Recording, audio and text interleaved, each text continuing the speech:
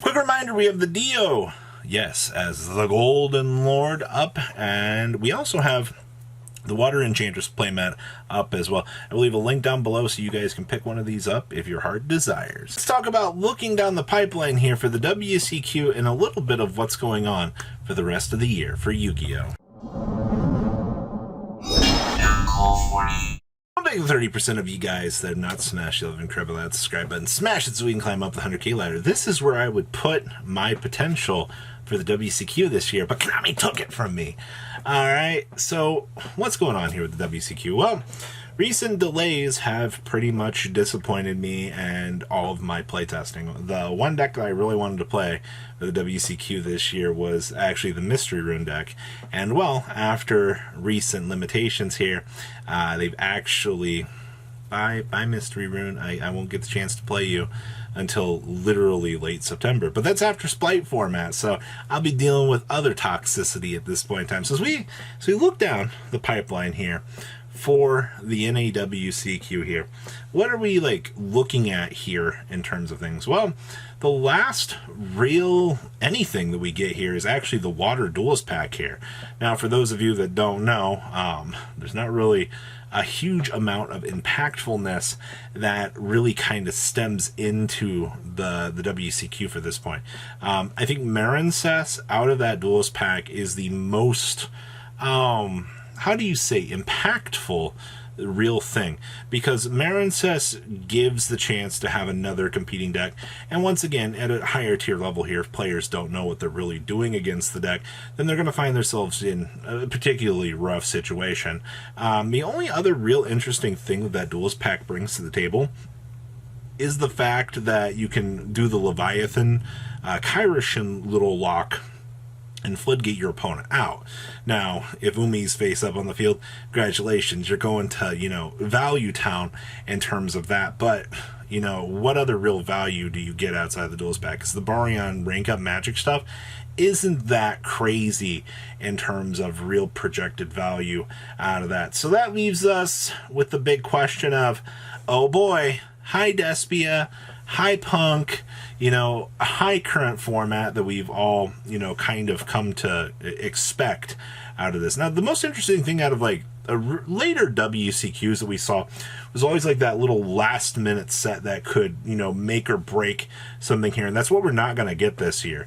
The fact that Tactical Masters had a 2-month pushback here takes away any sort of Mystery Rune surprise. Now, if you haven't seen with the Mystery Rune deck itself, the fact that it has toolboxing capabilities amongst some other crazier things that it can do, it was a real decent hidden gem for potential here.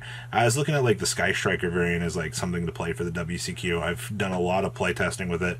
I was actually super excited for that, but I guess I'm going to have to go play Mystic Mind. No, that's not going to be the case. I got a couple options I'm kind of looking forward to playing. Either I'm going to let Stream take the challenge and build my deck for the highest tier event, or I'm actually looking at playing the Leviathan Kairishin deck. I know half the comment section's already Robbie, where are gadgets? Where are they? They're nowhere. I'm going to be honest with you. If anything, I would probably go play Stun or some other variant of Stun. That's why I was looking at the Kairishin toolbox as a fun little option tree to maybe really consider at the end of the day. But, we don't really have that. So, just the little things. Really, outside of that, your main contenders are still going to be here for the WCQ. You know that a lot more people are probably going to be teching out for Branded. The other interesting thing in terms of teching out versus Branded, you got to ask yourself is, will there be the same amount of Branded players that were present during the previous YCSs, will they maintain, or will we see a little bit of a rollback here? And that's an actual interesting question. If the meta is predicting that everybody is going to be, maining for Despia, you'll see a reduction in Despia. Or is the community going to five-head themselves and be well, Despia was cited, main decked so heavily for that maybe they'll do a rollback here, and maybe Despia will get the chance to top, because maybe people just overpsych themselves and be like, oh, I've already cited so heavily for this, they're not going to go too crazy for that. That is actually kind of an interesting thought, but we'll leave it at that. We're also kind of waiting to see like more developments out of the Punk deck, the Thurion stuff.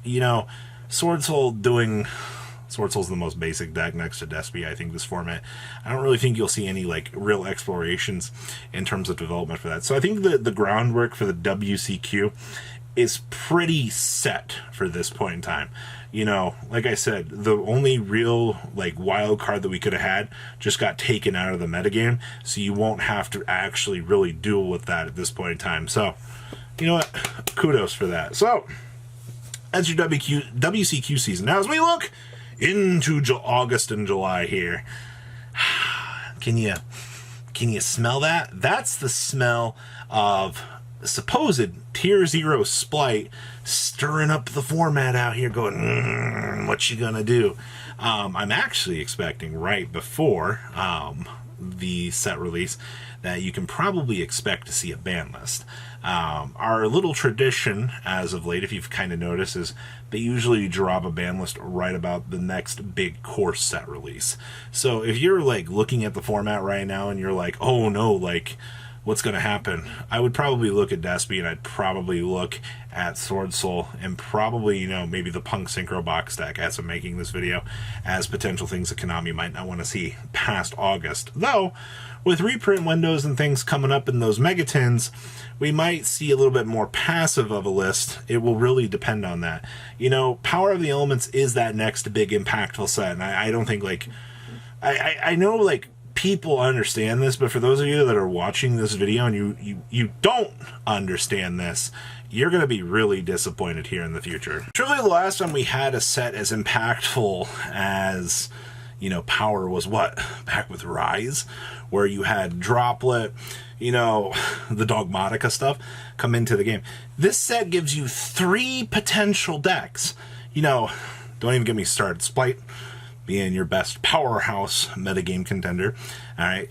Tier Elements, which once the fairy stuff and Pyroxene comes out so much later on, it's also like a combo player's wet dream when you look at the things that Tier Elements can do as a deck. Like, functionally, it shouldn't be possible, the level of combo that actually combos with that deck, but it is the big thing. And then the big rogue contender out of that deck being, or out of that set being, Exosister's power up.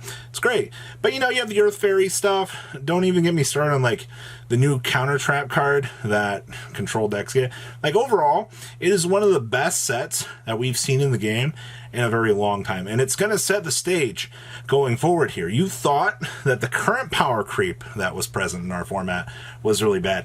It's going to get so much more toxic at the end of that set that it's nuts. Now, I haven't tested enough with Splight. I can tell you that after all of the rune testing I've done, the deck isn't a horrible matchup. And, I will say a lot of the time that Dark Rule No More is a very clutch card for, an immediate board wipe, even though some people don't seem to understand that you can set up all the negates you want, but if I set up a Dark Rule No More, break your board, yeah, you can recover, but that's what hand traps are for, alright? Just break their board and then stop the growth or regeneration of it.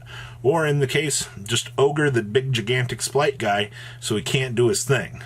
Alright, very interesting things for 500. So yes, most impactful set out of the year, literally right after the WCQ. I love how they like set up these bigger events. Like, people get so excited. You're like, oh yeah, I can play with like all of these cool current cards, and then you look in August and you're like, power creep, bree! And you're just like, well, there goes like all of the investment and time that we've set up learning all of these like combos and things, because it's just going to get thrown out the window here with that. We do have other little stuff coming on here. Like the Sky Striker stuff. 10 reprints is very nice. The Battles of Revenge stuff as well. We don't quite know when we're going to get like the Zark trap card and stuff like that. I'm just saying, Konami. You know, you shouldn't wait an entire year to drop that in a Ghost from the Past set, but if that's the choice you're going to do, big ol' stinky. But you know, for the metagame for the rest of the year, 2 very big jumps from now to that Power of the Elements set. And you know, I'm going to probably just also kind of mention there that the little bump at the back end there for Mystery Rune, because I really do think that the Rune toolbox does matter that much to the current game. Whether or not you choose to believe so or not is just that, but that engine can do a lot of cool things. So, what do you guys think about the next couple of months of Yu-Gi-Oh! Leave a comment down below, tell me what you guys think. Make sure you guys smash the little crap out of that subscribe button so you guys don't miss out on more awesome content, and I'll see your beautiful faces back here later in the day, guys. Peace out. Patrons, thank you.